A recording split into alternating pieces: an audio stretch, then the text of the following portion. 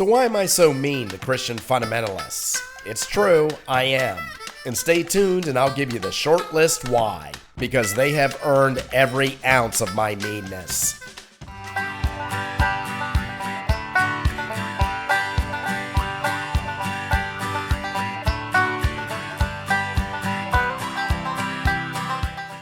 So why am I so mean to the Christian fundamentalist?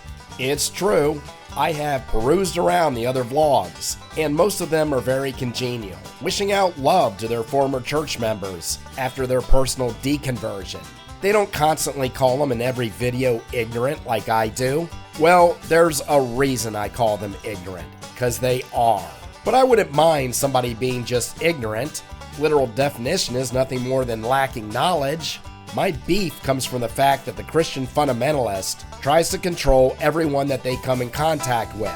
They do it with smiles and God bless, which quickly metamorphoses into a snarl once they realize you're not accepting their belief system.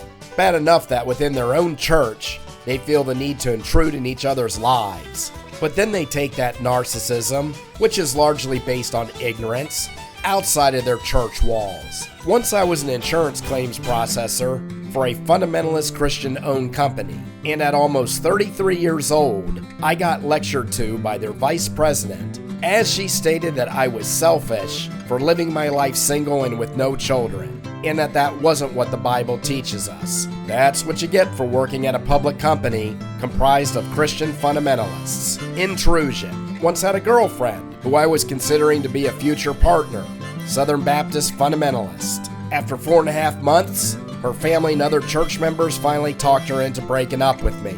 And I'm not even an atheist. If I believed in churches, I'd probably be getting in contact with a rabbi today. But a general disbelief in the fundamentalist mantra, being a skeptic, or just having questions will result in the church taking away your girlfriend. Do I sound bitter? Well, I certainly wouldn't want a life surrounded by those lunatics, which is what I would have gotten if I didn't have the courage to call her bluff. But still, that chalice leaves a taste of burnt copper in my mouth. And how many times have I been at work where eventually the Christian fundamentalist decides to intrude? They'll ask you if you're saved, and if you tell them you're not a Christian, or even a Christian skeptic, the lecture will begin post-haste. And as I've said before, you got certain fundamentalist groups, like the Jehovah's Witnesses, who have the audacity to interrupt your Sunday banging on your door. And you have to remember, if you ask, say, an evangelist why he can't mind his own business, he will whip out that Bible and tell you how Christ tells them that they have to expand the fellowship.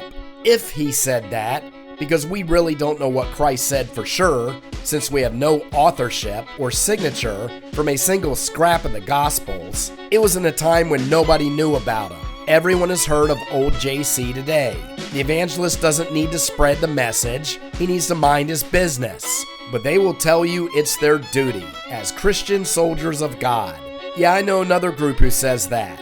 And guess what happened when they were granted power? They started cutting people's heads off.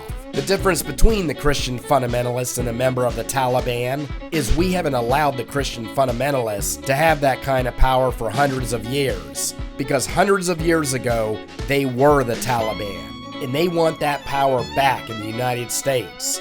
Decades ago, you had Mr. Ralph Reed, who was the president of the Christian Coalition, state that they should be allowed to be involved in Congress. Oh, he was a gentle-speaking, nice enough fellow, stated that all they wanted was a voice in government. That's all, just a little voice. Well, you know what? There's something known as separation of church and state.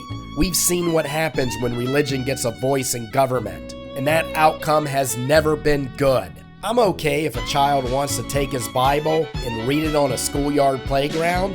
There should be nothing wrong with that. But he shouldn't be prophesizing to the other school children trying to mimic his evangelist parents. And that would be the reason those Bibles are getting taken away on the playground.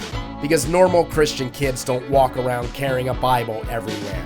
fundamentalist Christian kids do, and they'll counter that they're not trying to intrude their religion on the public school system, then why every decade or so we are having to fight a court case that you, Christian fundamentalists, bring on, demanding that we offer creationism as an alternative science to take in public schools, when it's not science-based, doesn't have scientific validity, doesn't use scientific method in the least, whose majority sources of reference are to the Bible. But you, fundamentalist, keep trying to advance the issue. You want your belief system of your religion in a public domain, in a public school, mandated that it be allowed to be there. Freedom of religion, as established by our country, means you have the right to practice whatever religious belief you want, as long as it doesn't affect others. You don't want to just affect others, you want to infect others. You want everyone to convert. You want to evangelize us. You're not a friendly little clan of people looking out for your fellow man. You are a danger to this society.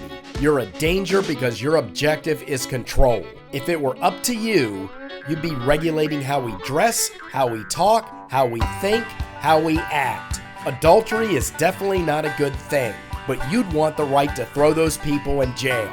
All of you Christian fundamentalists despise Marxism. You're just like the Marxist. No matter how you paint it, power sits in the same chair. And that's what you want in the end.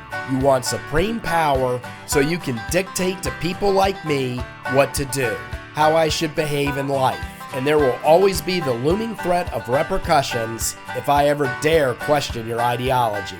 You ask Christian fundamentalists, how do I know that would happen? Because it already did.